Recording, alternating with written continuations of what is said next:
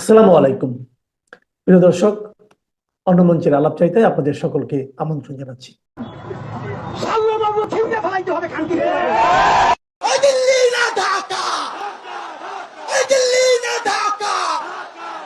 রূপান্তরের সত্যের আজকের এই পর্বে সবাইকে স্বাগতম। প্রিয় বন্ধুরা, প্রীতি, সালাম এবং শুভেচ্ছা নেবেন।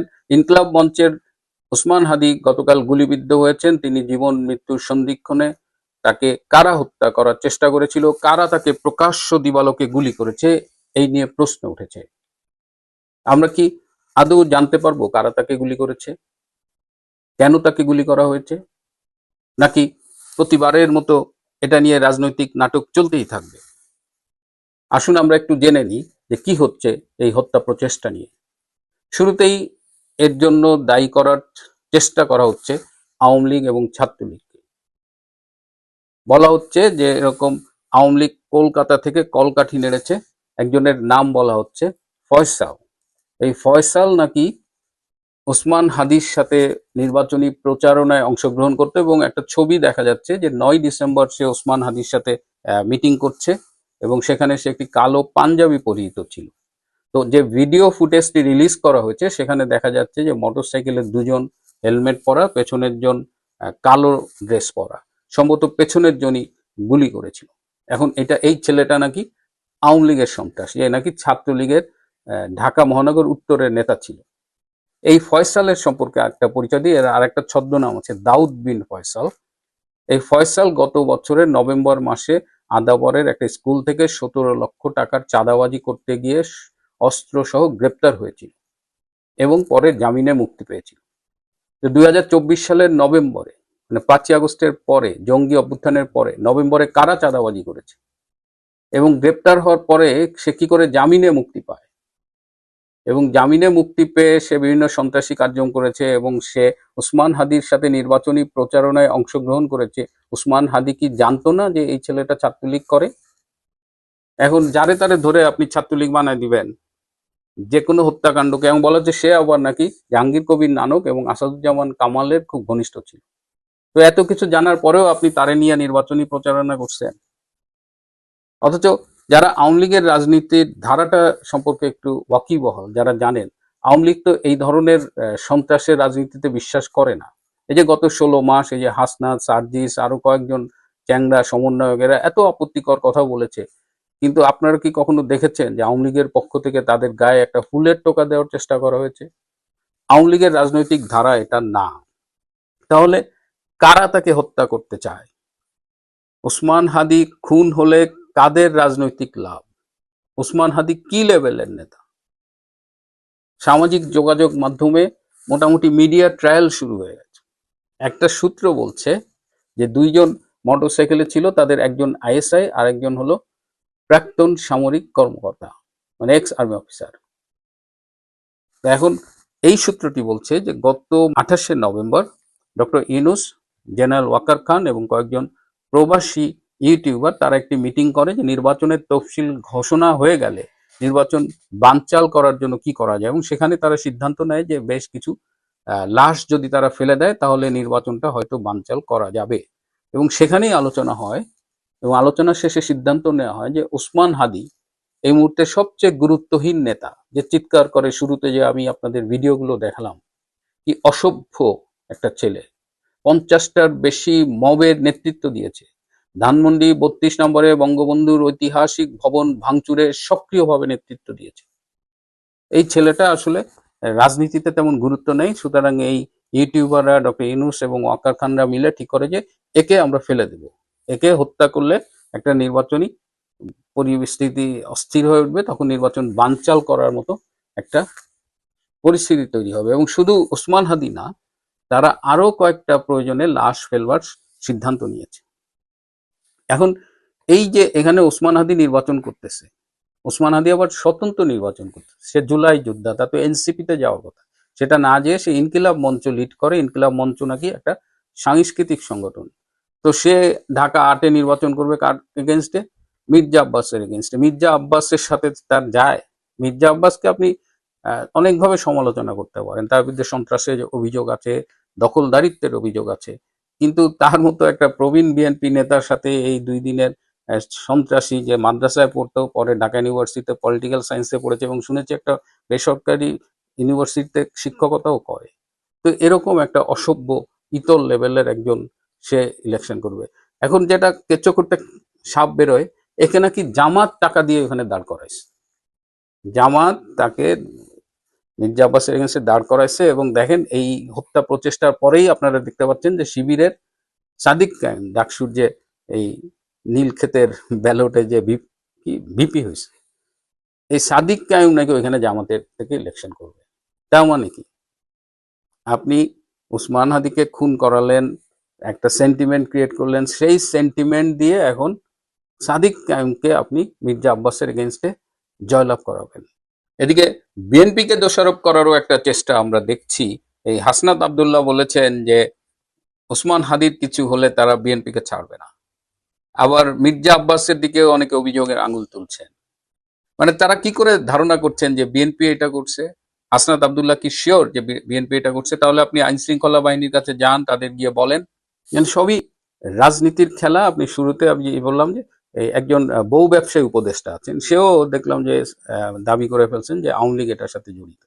একটা হত্যাকাণ্ড হয়েছে, আমাদের আইন শৃঙ্খলা রক্ষাকারী বাহিনী আছে, আমাদের বিভিন্ন এজেন্সি আছে, তারা তদন্ত করে বলুক, তারা বিভিন্ন প্রমাণ বিশ্লেষণ করে খুনিকে আইডেন্টিফাই করুক, চিহ্নিত করুক, তাকে গ্রেপ্তার করুক, বিচারের আওতায় আনুক।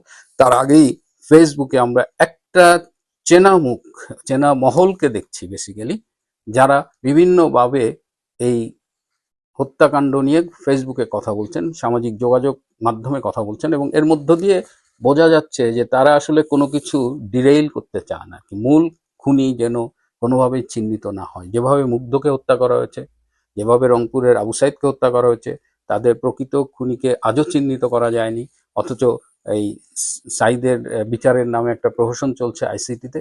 তো এবার এই ওসমান হাদিকেও সেই একইভাবে মানে বলির পাঠা করা হচ্ছে, এবং তার বোন বলেছে ভারতের র নাকি তার ভাইকে বাঁচতে দেবে না। অনেকেই বলার চেষ্টা করছে যে র নাকি এই কিলিং ঘটিয়েছে। তো ভারতের র মনে হচ্ছে যে দুধ ভাত রাস্তাঘাটে এভাবে কিল করে বেড়ায়।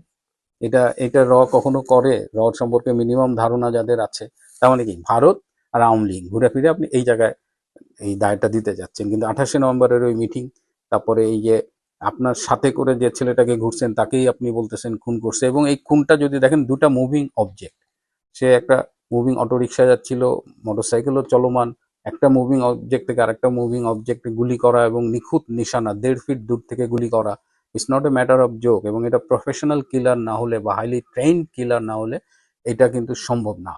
তো সেই জায়গা থেকে অলরেডি এই ওসমান হাদির মৃত্যু নিয়ে যথেষ্ট প্যাচ লাগাইছে, এবং আমার ভয় হয় যে একটা জর্জ মিয়া নাটক অচিরেই সংগঠিত হতে আমরা দেখব, যে কেউ 2-3 জন সন্ত্রাসী ধরে বলবে যে এরা আওয়ামী লীগের নির্দেশে, বা একটা স্টোরি বানায় ফেলবে, কিন্তু প্রকৃত হত্যাকারীকে আমরা আর দেখবো না বা জানতেও পারবো না।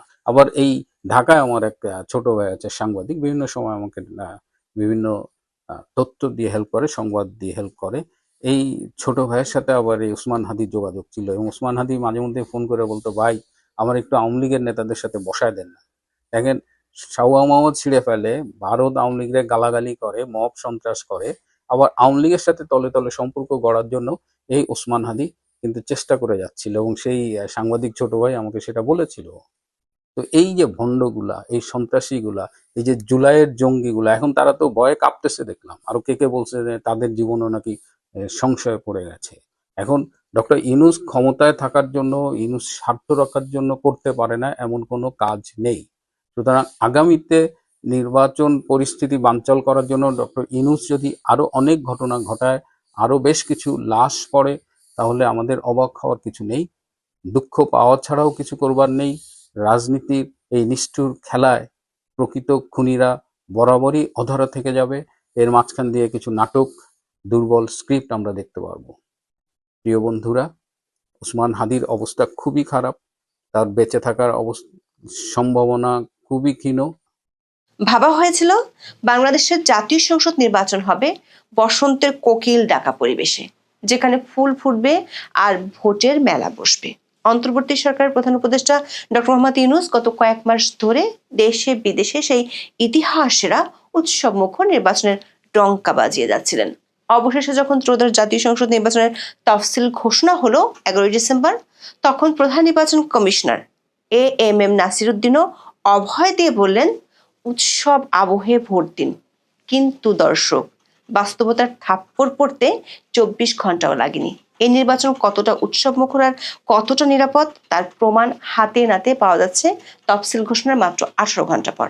ঢাকার প্রকাশ্য রাস্তায় দিনে দুপুরে গুলিবিদ্ধ হয়েছেন ঢাকা 8 আসনের প্রার্থী ওসমান হাদী। ঢাকা মেডিকেল কলেজ হাসপাতালে অস্ত্রোপচার শেষে জনাব হাদীকে এভার কেয়ার হাসপাতালে স্থানান্তর করা হয়েছে। চিকিৎসকরা বলছেন তার অবস্থা ক্রিটিক্যাল বা আশঙ্কাজনক। হাদীর গুলিবিদ্ধ হওয়ার ঘটনায় নিন্দা জানিয়ে এসেছে প্রধান উপদেষ্টার বার্তা। তবে এবার আর সেখানে নেই ইতিহাসরা নির্বাচনের বাগাড়ম্বর, বরং শব্দ বাছাই এসেছে বড় ধরনের পরিবর্তন। আগামী নির্বাচন শান্তিপূর্ণ, অংশগ্রহণমূলক ও নিরাপদ পরিবেশে অনুষ্ঠানের জন্য রাজনৈতিক দল এবং নাগরিকদের সংযম প্রত্যাশা করা হয়েছে। অথচ হাদীর উপর হামলার কয়েক ঘন্টা আগেই লুণ্ঠিত অস্ত্র নিয়ে সাংবাদিকদের উদ্বেগে পাত্তা না দিয়ে পেঁয়াজের দাম বাড়ার আলোচনায় চলে যান সরকারের স্বরাষ্ট্র উপদেষ্টা জাহাঙ্গীর আলম চৌধুরী। গত এক সপ্তাহে এ ধরনের উদ্বেগ আমলেই নিতে দেখা যায়নি তাকে।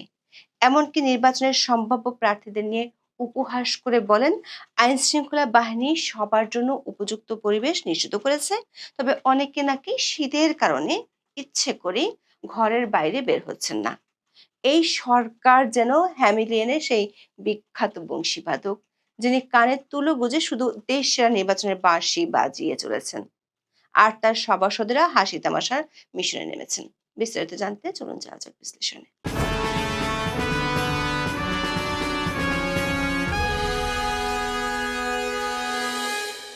নানান জল্পনা কল্পনার শেষে ত্রয়োদশ জাতীয় সংসদ নির্বাচনের তফসিল ঘোষণা হয় 11 ডিসেম্বর। ইতিহাসের স্মরণকালের প্রস্তুতিহীনতা, বেহাল আইন শৃঙ্খলা এবং সংঘাতপূর্ণ রাজনৈতিক আবহের মধ্যে আসে ভোটের ঘোষণা। প্রধান নির্বাচন কমিশনার এএমএম নাসিরউদ্দিনের কণ্ঠে ছিল প্রধান উপদেষ্টার বক্তব্যেরই প্রতিধ্বনি। সব ভোটারের উদ্দেশ্যে জানান, উৎসব আবহে ভোট দেওয়ার আহ্বান। আশ্বাস দেন মাঠের আইন শৃঙ্খলা নিয়ন্ত্রণে সব প্রস্তুতি রয়েছে। সিএসির বক্তব্যের সঙ্গে বাস্তবের অবস্থার ফারাক যে কতটা তা পরিষ্কার হতে 24 ঘন্টাও সময় লাগেনি।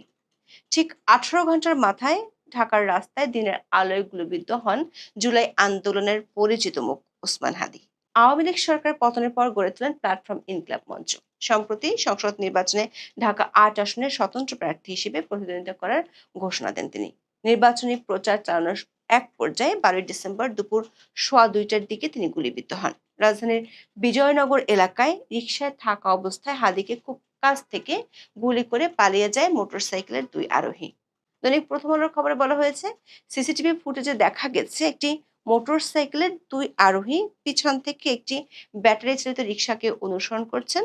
রিকশায় 2 জন যাত্রী ছিলেন আর মোটরসাইকেলে ছিলেন 2 ব্যক্তি।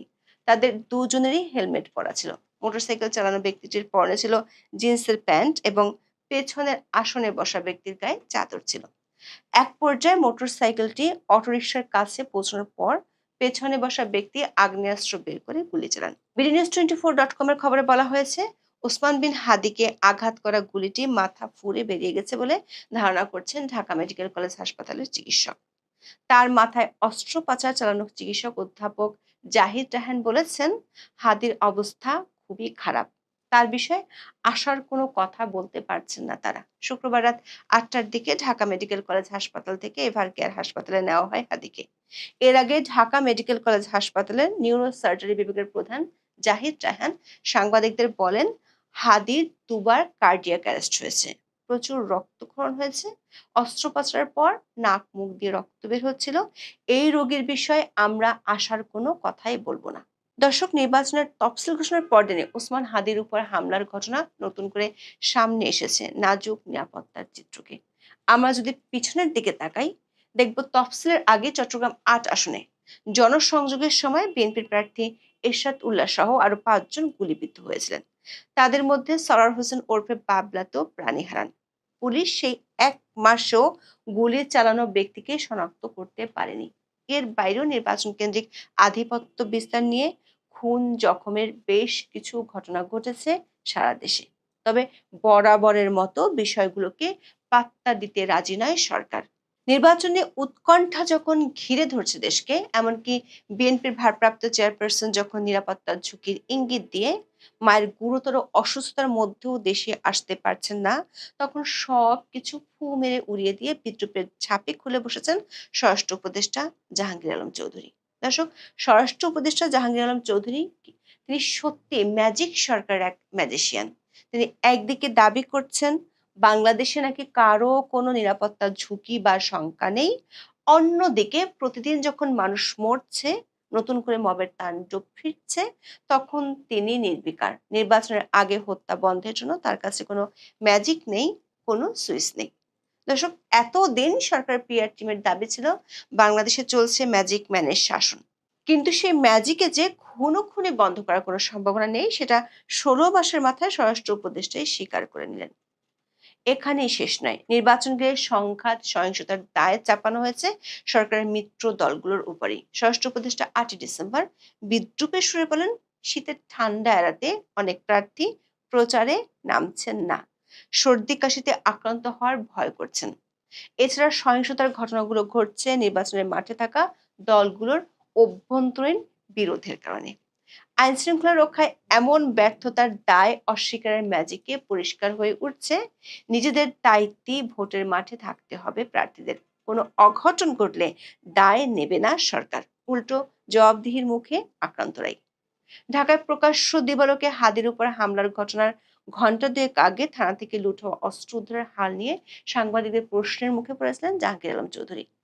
এত বড় একটা নিরাপত্তা উদ্বেগকে তিনি পাত্তাই দিলেন না। মুহূর্তে টপিক বদলে বললেন পেঁয়াজ আলুর দাম নিয়ে। সামাজিক যোগাযোগ মাধ্যমে এই ঘটনা এখন তুমুল সমালোচিত। মানুষ জিজ্ঞেস করছে, এই ম্যাজিক সরকারের 16 মাসের শাসনে মানুষের জীবনের দাম কি আলু পেঁয়াজের দামের চেয়েও সস্তা হয়ে গেল? জীবনের দাম যখন এতটা পড়ে যায়, তখন সরকার কেন মসনদে, সেই প্রশ্ন উঠছে। দর্শক, হাদির উপর হামলার দায়ী কারা, সে প্রশ্নের শুরু হয়নি। বিভিন্ন সিসিটিভির ফুটেজ এবং বেশ কিছু ছবি বিশ্লেষণ করে কেউ কেউ দাবি করছেন ওসমান হাদির নির্বাচনী প্রচারের সময় তার খুব কাছে অবস্থান করছিলেন হামলাকারী 2 তরুণ। হাদি যখন গুলিবিদ্ধ হন, রিকশায় তাকে হাসপাতালে নেওয়ার সময় তার সহকর্মীরা সরাসরি দায়ী করেন বিএনপিকে। আমরা নির্বাচন চাই না, মানি না এবং হতে দেব না বলে আমরা ব্যর্থহীন কণ্ঠে কথা প্রকাশ করে দিয়েছি। এই নির্বাচন বাংলার জমিনের ভিতরে হতে পারে না, হতে দেওয়া হবে না। আল্লাহ, তুমি নির্বাচন দিও না। আল্লাহ, আল্লাহ, শীতের দিকে আল্লাহ, ডক্টর ইউনূস সাহেবের জীবদ্দশা এই বাংলার জমিনে নির্বাচন দিও না। একটি স্বাভাবিক নির্বাচন অনুষ্ঠান করে স্বাভাবিক পথে ডক্টর ইউনূস যে ক্ষমতা ছাড়তে পারবেন না, তা আবারও প্রমাণিত হচ্ছে খোদ রাজধানীর বুকে ইনকিলাব মঞ্চ নেতা ওসমান হাদির গুলিবিদ্ধ হওয়ার ঘটনার মধ্য দিয়ে। কেন নির্বাচন হবে না, কেন ডক্টর ইউনূসগণ স্বাভাবিকভাবে ক্ষমতা হস্তান্তর করতে পারবেন না, তার প্রধান কারণ হচ্ছে তারা ক্ষমতায় এসেছে সন্ত্রাসের মাধ্যমে এবং ভয়ঙ্কর মানুষ হত্যার মধ্য দিয়ে। তাদেরকে যেতেও হবে একই পথে, মানুষ তাদেরকে টেনে নামাবে সেই পথে। ওসমান হাদিকে হত্যা চেষ্টার পেছনে আর কোনো কারণ নেই নির্বাচন ঠেকানো ছাড়া, ইউনূসের ক্ষমতা ছাড়ার প্রক্রিয়াকে রক্তাক্ত করা ছাড়া। বিএনপি ফেব্রুয়ারিতে নির্বাচন চেয়েছে, কিন্তু কারা ফেব্রুয়ারিতে নির্বাচন চায়নি সে কথা আমরা সকলে জানি। কারা কথায় কথায় নির্বাচনকে পেছাতে বলে তাও আমরা জানি। আর এখন নির্বাচন তফসিল ঘোষণার পর হাদির মতো কাউকে বলির পাঠা বানানো ছাড়া তাদের নির্বাচন পেছানোর আর কোনো পথ খোলা আছে বলে আমার মনে হয় না। এখন এর দায় প্রতিটি পক্ষই একে অন্যের উপর চাপাতে চেষ্টা করছে, কিন্তু ইউনূস পক্ষের সুবিধাভোগীরা হাদিকে হত্যা চেষ্টার দায় ভারত এবং শেখ হাসিনার উপর চাপিয়ে দিতে চায়, যার প্রমাণ আমরা পাই যাত্রার অধিকারী ফারুকীর স্ট্যাটাসে। ফারুকী স্ট্যাটাস দিয়ে সঙ্গে সঙ্গে বলে দিলেন যে ঘটনা ঘটতে না ঘটতেই তিনি জেনে গিয়েছেন যে ভারতে বসে শেখ হাসিনা এটা করিয়েছেন। আর ওদিকে তারই সাঙ্গপাঙ্গরা বলছে মির্জা আব্বাস ঘটিয়েছে, বিএনপি নেতা। কিন্তু আমার তো মনে হয় হাদিকে যারা এতদিন ধরে তুলেছে তারাই হাদিকে করে প্রথম বড় রক্তপাত দিয়ে তাদের চূড়ান্ত লক্ষ্য রাষ্ট্র ক্ষমতা দখলের পথে হাঁটছে। এতদিন তারা আধা খেঁচড়া ভাবে ক্ষমতা ভোগ করছিল, এবার তারা চূড়ান্ত নিয়ন্ত্রণ চায় ক্ষমতার। এরা কারা, হাদিকে হত্যা চেষ্টায় কার কি লাভ, সেটা নিয়েই আজকের আলোচনা।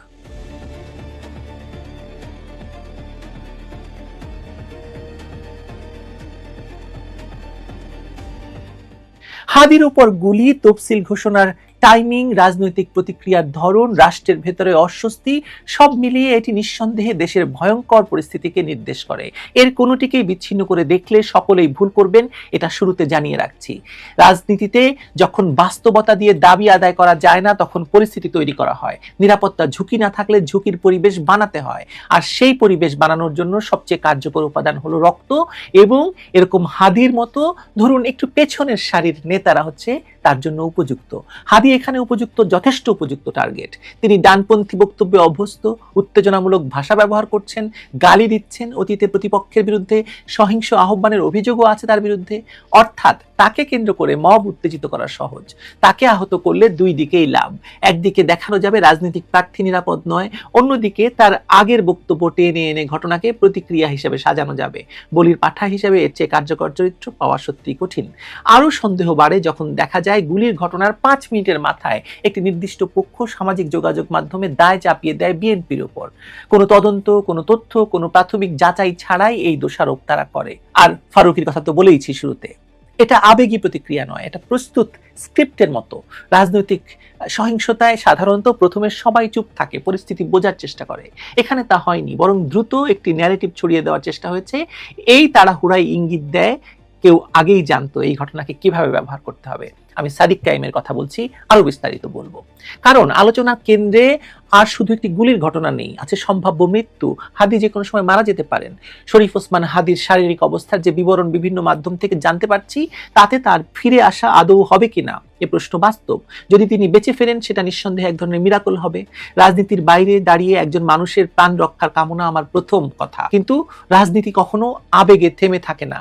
হাদি বাঁচুন কি না বাঁচুন, এই গুলির রাজনৈতিক মূল্য ইতিমধ্যে নির্ধারিত হয়ে গেছে, আর সেই মূল্য কে দেবে সেটাও প্রায় নিশ্চিত। যদি হাদি না বাঁচেন, তাহলে এই ঘটনার দায় রাজনৈতিকভাবে একদম চাপিয়ে দেওয়া হবে বিএনপির ঘাড়ে। আপনি লক্ষ্য করে দেখবেন, সরকারের লোকজন ছাড়া, মানে ফারুকী গং ছাড়া, এই হত্যা চেষ্টার জন্য দায় চাপানো হচ্ছে কিন্তু বিএনপির ঘাড়ে।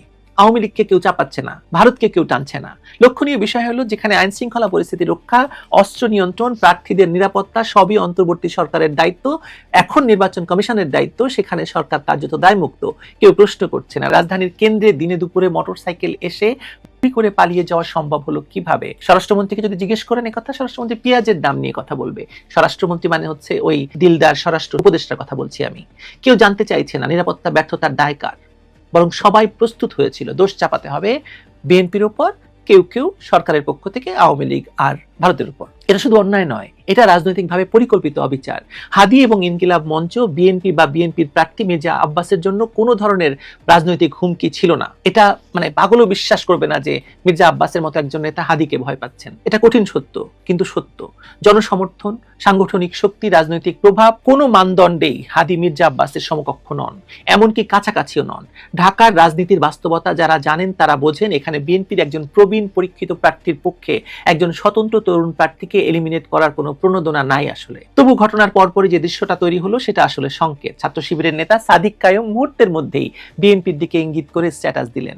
হাসপাতালে হাদিকে দেখতে গিয়ে মির্জা আব্বাস সহ সবাইকে শুনতে হলো ভুয়া ভুয়া স্লোগান। প্রশ্ন হলো, এই আবহ তৈরি হলো কিভাবে?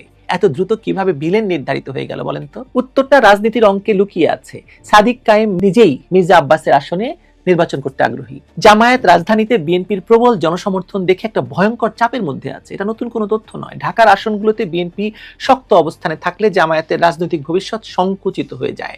এই প্রেক্ষাপটে বিএনপিকে সহিংস ভয়ে রাজনীতি করা দল হিসেবে দাঁড় করানোর সুযোগ ছিল অত্যন্ত প্রয়োজনীয়। হাদির উপর গুলি সেই সুযোগ এনে দিয়েছে এই সাদিক কায়েম তথা জামায়াতকে। এখন যদি হাদি মারা যান, তাহলে এই আবেগকে ব্যবহার করে বলা যাবে, দেখুন বিএনপির এলাকায় বিএনপির প্রতিদ্বন্দ্বী প্রার্থী খুন হয়েছেন, সত্য মিথ্যার জটিলতা তখন আর কেউ বিশ্লেষণ করবে না। আবেগ কাজ করবে, হেডলাইন কাজ করবে, আর সেই আবেগের প্রথম শিকার হবেন মির্জা আব্বাস, এরপর রাজধানীর অন্য বিএনপি প্রার্থীরা।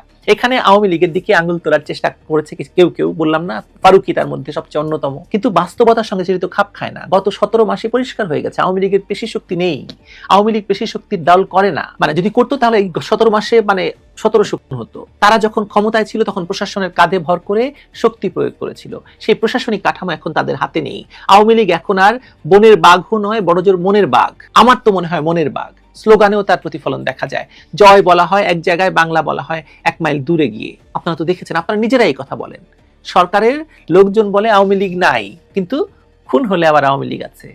আশ্চর্য না ব্যাপারটা? এই বাস্তবতায় আওয়ামী লীগ হাদির মতো একজন প্রান্তিক স্বতন্ত্র প্রার্থীকে টার্গেট করবে, এই ধারণা রাজনৈতিকভাবে খুব দুর্বল। বরং প্রশ্ন তুলতে পারেন যে এই গুলি রাজনৈতিক কিনা। অবশ্যই রাজনৈতিক গুলি। এটি কোনো ব্যক্তিগত শত্রুতা, কোনো হঠাৎ রাগের বহিঃপ্রকাশ নয়। এর লক্ষ্য আছে, এর ফলাফল আছে, এর ব্যবহারযোগ্যতা আছে। এই গুলি দিয়ে কি করা যায় বলুন তো? 1, বিএনপিকে দায়ী করা যায়। 2, রাজধানীর নির্বাচনী পরিবেশকে বিষাক্ত করা যায়। 3, স্বতন্ত্র এবং বিএনপি প্রার্থীদের নিরাপত্তার জন্য গল্প ছড়িয়ে নির্বাচনকে প্রশ্নবিদ্ধ করা যায়। আর 4 নাম্বার, প্রয়োজনে বলা যায় যে নির্বাচনের পরিস্থিতি নেই, বিশেষ নিরাপত্তা দরকার, বিশেষ স্ট্যাটাস দরকার, বিশেষ বাহিনী দরকার, নির্বাচন পিছিয়ে দাও। এবং আপনাদের মনে রাখতে হবে যে বিএনপি নির্বাচন ফেব্রুয়ারিতে চেয়েছে এবং তার জন্য জেদ ধরে লন্ডনে প্রধান উপদেষ্টাকে এনে বৈঠক করে তাকে ঘোষণা দিতে বাধ্য করেছে। অন্য কেউ নয়, জামাতও নয়, এনসিপিও নয়। তারা বরং বারবার নির্বাচন পেছনে গেলে তাদের লাভ। আরো কিছুদিন সরকারের তত্ত্বাবধানে থাকা যায়, আরো কিছুদিন উপদেষ্টা থাকা যায়, ছাত্র উপদেষ্টা। মানে এখন আবার সেই পুরনো প্রসঙ্গটা ফিরিয়ে আনি। কে অতি গুরুত্বপূর্ণ ব্যক্তি হবেন এটা নিয়ে কিন্তু আমাদের প্রশ্ন উঠেছে। বিশেষ করে যখন খালেদা জিয়াকে ভিভিআইপি ঘোষণার পরে একটা নীরব টানাপোড়েন শুরু হয় যে জামায়াতের নেতারা কেন ভিভিআইপি হবে না, আর কে হবেন, এসব নিয়ে নিরাপত্তা ঝুঁকি তৈরি হলে দাবি আদায় সহজ হয়। রাজনীতিতে এটা নতুন কিছু নয়। সুতরাং হাদি কিন্তু এই ঝুঁকিটাকে বাড়ানোর জন্য একটা বড় সুযোগ হিসেবে ব্যবহার হবে বা হচ্ছে। আরেকটি বড় প্রশ্ন ভয়ঙ্কর ভাবে উপেক্ষিত থেকে যাচ্ছে, থানা থেকে যে লুট হওয়া অস্ত্রগুলো সেগুলো কোথায় আছে, কেন সেগুলো উদ্ধার হয়নি? এই অস্ত্র বিএনপির হাতে নেই, এটা মাঠ পর্যায়ের বাস্তবতা, অনেকেই জানেন। এবং তাহলে কার হাতে? যখন এই প্রশ্ন স্বরাষ্ট্র উপদেষ্টাকে করা হয়েছে, তিনি পেঁয়াজের গল্প শুনিয়েছেন। কিন্তু অনেকে অনুমান করেন এবং প্রকাশ্যে বলতে সাহস করেন না যে সরকার জানে, আইন শৃঙ্খলা বাহিনী জানে এই অস্ত্রগুলো কাদের হাতে আছে, কারা লুকিয়ে রেখেছে। বাংলাদেশে অস্ত্রের রাজনীতি, রক্কাটার রাজনীতি আসলে কারা করে, এত বছর কারা করে এসেছে, এই তথ্য আপনি জানেন না, আমি জানি না, সবাই জানে। এই অস্ত্রগুলো রেখে নিশ্চিত থাকা মানে ভবিষ্যতের সহিংসতার দরজা খোলা রাখা। এই তুচ্ছ নির্বাচনকে এই অস্ত্রগুলো দিয়েই একদম বানচাল করে দেওয়া খুব সোজা। আর সহিংসতা হলে সবচেয়ে সুবিধাকার যে দল নির্বাচনে জিতে ক্ষমতায় যাওয়ার সম্ভাবনা রাখে তাদের নয়। বিএনপি নির্বাচনে জিতে ক্ষমতায় যাবে কথা সবাই বলছে, সব জরিপ বলছে, তাদের কথা বলছে না। তাদের তো সুবিধা না ভাই, সুবিধা তাদেরই যাদের জনগণের ভোটে ক্ষমতায় যাওয়ার সম্ভাবনা শূন্য, কিন্তু যারা কোনো না কোনো ভাবে দৃশ্যমান বা অদৃশ্য ক্ষমতা ধরে রাখতে চায় অথবা পুরো ক্ষমতা দখল করতে চায়। বিএনপি নির্বাচন চায় ফেব্রুয়ারিতে, এটি তারা বারবার বলেছে। জামায়াত এবং তাদের জোট একই দিনে নির্বাচন এবং গণভোট চায় না। অর্থাৎ নির্বাচন বানচালের রাজনৈতিক স্বার্থ কার? এই প্রশ্নের উত্তর খুব জটিল কি? একদম জটিল নয়। তবু আঙুল যাচ্ছে বিএনপির দিকে। কেন? কারণ বিএনপি সহজ টার্গেট, ক্ষমতায় নেই কিন্তু জনসমর্থন আছে, আঘাত করলে শব্দ হয় কিন্তু পাল্টা আঘাত করার প্রশাসনিক ক্ষমতা নেই। তবে একটি ব্যাপার, এই হাদির হত্যা চেষ্টার ভেতর দিয়ে কিন্তু একটা জিনিস প্রমাণিত হলো যে হাদিকেই সরকার নিরাপত্তা দিতে পারছে না, তারেক রহমানকে কি করে দিবে? তারেক রহমান যদি ফেরত যায়, ভিন্ন প্রসঙ্গ, পরে কথা বলবো এটা নিয়ে। আপোষের রাজনীতি বিএনপির এমন এক জায়গায় এনে দাঁড় করিয়েছে বিএনপিকে যেখানে তাদের সঙ্গে কোনো সরাসরি সংযোগ নেই, সেখানেও তারা অপরাধী হচ্ছে। এটা করুণ কিন্তু খুব বাস্তব। হাদির গুলিকে তাই শুধু একটি বুলেট হিসেবে দেখা মানে ভয়ঙ্কর ভুল হবে। এটি একটি পরিকল্পনার অংশ, একটি মহড়ার ধাপ। দেখা হচ্ছে কত দূর গেলে কি হয়, কাকে দায়ী করা যায়, কে চুপ থাকে, কে আওয়াজ তোলে, কোন পক্ষ কেমন রিয়াকশন করে। এটা একটা মাঠকে পরীক্ষা করার একটা বেশ ভালো ঘটনা ঘটিয়ে ফেললো যারাই ঘটিয়েছে। যদি এখনই এই অঙ্ক ভাঙা না যায়, যদি অস্ত্র উদ্ধার না হয়, যদি দায় নির্ধারণে ন্যূনতম ন্যায়বোধ না থাকে, তাহলে সামনে আরো হাদি আসবে। এই হাদি শেষ হাদি নয়। তখন আর প্রশ্ন থাকবে না কে গুলি করলো, প্রশ্ন থাকবে কেন কেউ থামালো না। এই মুহূর্তে সেই সীমারেখা যেখানে সিদ্ধান্ত নিতে হবে নির্বাচন হবে বাস্তব প্রতিযোগিতায়, নির্বাচন